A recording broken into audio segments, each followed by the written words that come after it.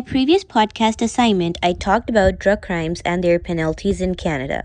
Today, this documentary video will be about drug possession in Canada, mainly focusing on what is the issue and when did it start?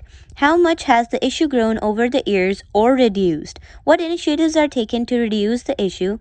How are people affected? Lastly, what could be done, in my opinion, to reduce the issue? Hey guys, this is Anhad here. Today we're talking about drug possession in Canada. Possession of any amount of illegal drug is against the law in Canada. The Crown's responsibility to establish beyond a reasonable doubt. The standard that must be met in order to convict someone is that the drug was under your control and you had some degree of control over it. A few of the issues that illicit drugs are producing in Canada include overdoses and fentanyl and related drugs, accidents brought on by drunk driving, and gun violence associated with the illegal drug industry.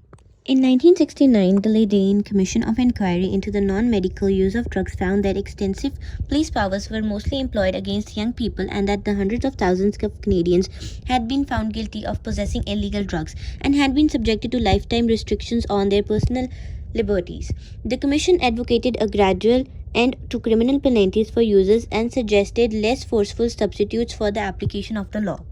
Canada's Drug Strategy 1987 was put into effect in 1980s to address both supply and demand reduction measures, and funding was provided for programs in enforcement, treatment, and preventative programming.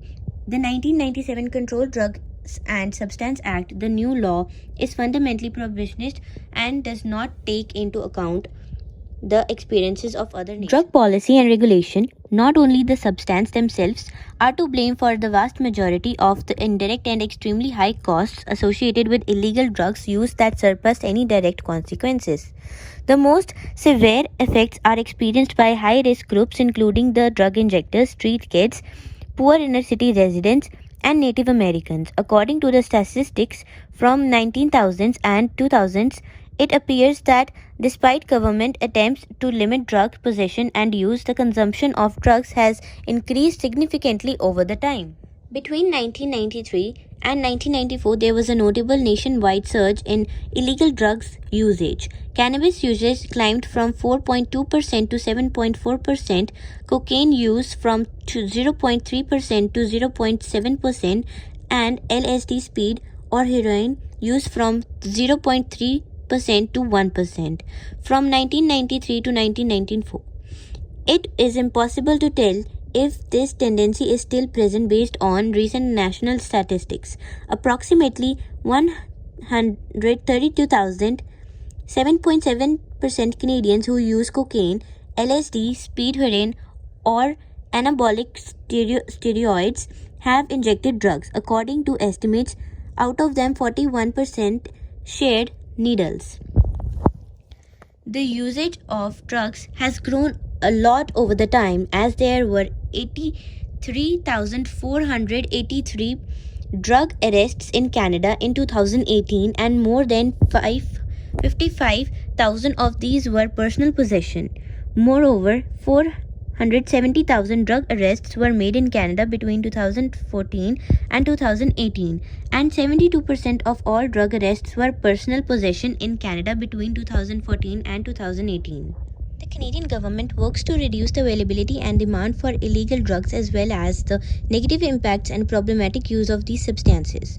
The Canadian government has been addressing drug usage as a health issue first and foremost while balancing public safety objectives. Early in 20th century, Canada's legal system for drug control was established. The Opium Act of 1908 established the first drug prohibition as well as rules for other medication, alcohol, and cigarettes.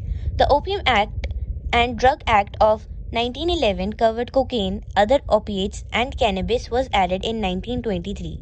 The Opium and Narcotic Act of 1929 was used as Canada's primary drug policy tool. The Opium Act of 1908 makes it a crime in Canada to import, produce, possess, or sell opium for non-medical purposes. People found in violation of Act face up to 3 years of prison or up to $1,000 of fine.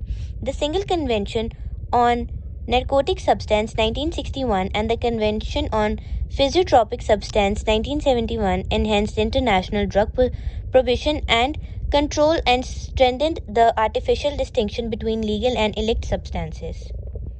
Furthermore, the overdose issue, which is mostly caused by poisonous illegal drug supply, continues to damage Canadian families and communities. Stigma and fear of criminality associated with substance use might encourage some people to conceal their drug use, take additional risks, and avoid getting treatment. Canada is striving to steer drugs users away from the criminal justice system and towards helpful and trustworthy connections in health and social services. In response to a request from the province of British Columbia, the Federal Minister of Mental Health and Addictions and Associate Ministers of Health has authorized that adults 18 and over in BC will not face criminal charges for possessing up to 2.5 grams of certain illegal drugs for personal use from January 31st, 2023 to January 31st, 2026. Possession of any substance for the purpose of trafficking, manufacturing, or export over or inside Canadian borders remains illegal. This time limited expectation under Controlled Substance Act CDSA is more instrument in an extensive strategy to this public health problem. This is the first exemption of this order in Canada. Throughout the exemption time, the federal government will collaborate with British Columbia to ensure that the exemption maintains the proper balance between promoting public health and maintaining public safety. This expectation is defined in the letter of requirement sent to BC Minister of Mental Health and Addictions by the Federal Minister of Mental Health and Addictions and the Associate Minister of Health. The impact of drug decriminalization varies depending on each individual because they are not permitted to possess as much as drug they like. They still have certain limitations on it, like people who are drug addicts are still limited to carrying no more than 2.5 grams of drugs with them, which may cause them hard times or even death if they don't get their dose at times. As a result, the decriminalization of those who possess certain illegal drugs for personal use is a key step in Canada to fight against the deadly drug issue. It will aid the removal of hurdles and stigma that hinder individuals from receiving life-saving assistance and services. Canada is decriminalizing the possession of small amounts of illegal drugs such as methamphetamine, cannabis, ecstasy, and opioids such as heroin, fentanyl, and morphine is an effort to lessen the stigma of associated with addiction. Right now, I'm thinking of from three different perspectives: the government, the drug consumers, and the drug vendors. Looking from the government point of view, I feel that the new laws that have been made that people are allowed to possess 2.5 grams of drugs for personal use is a good law for people who are at a low stage of addiction towards the drug, like to require minimum consumption of it. But for people who consume drugs in very high quantities, it might be dangerous because they can't just start consuming from 10 grams of dose to 2.5 grams. What I mean to say is that they will still somehow get the drugs illegally according to their requirement from anywhere as they did before.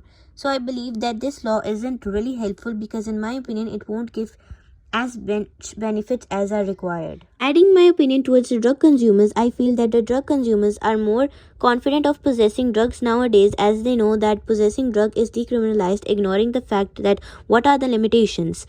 I believe now possessing drugs is an easy approach for them because they can freely carry the drugs as it isn't offensive anymore. So I believe that this initiative taken for those consumers who has become an opportunity of having drugs openly. Observing from the drug vendor point of view, I think it is pretty similar to the drug consumer view as they also feel free to possess as much drug as they want. I believe decriminalization of drugs has given them a hope that soon more quantities of drug dealing will be legal and soon they would be able to sell as much as drugs they want. So basically, according to me, this law is not going to help reduce anything but will give allowance to drug consumers and drug vendors to possess, sell, buy or cultivate, etc. If we want to reduce drugs in Canada, I believe it should be totally banned.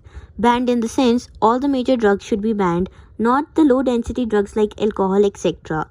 And anybody caught possessing, selling, buying, cultivating, etc. shall be charged with a large fine or imprisoned for at least 5 years. Furthermore, as I previously stated, we cannot expect a drug addict to suddenly reduce his or her intake, since they may die in this case. So for these people, until major drugs are completely gone, the hospital should keep all kinds of drugs, and if we are a person in high need of drug, they should be provided with that drug just in case they don't die, and the doctors can keep a record of that particular patient and reduce the dose every time they visit until no need.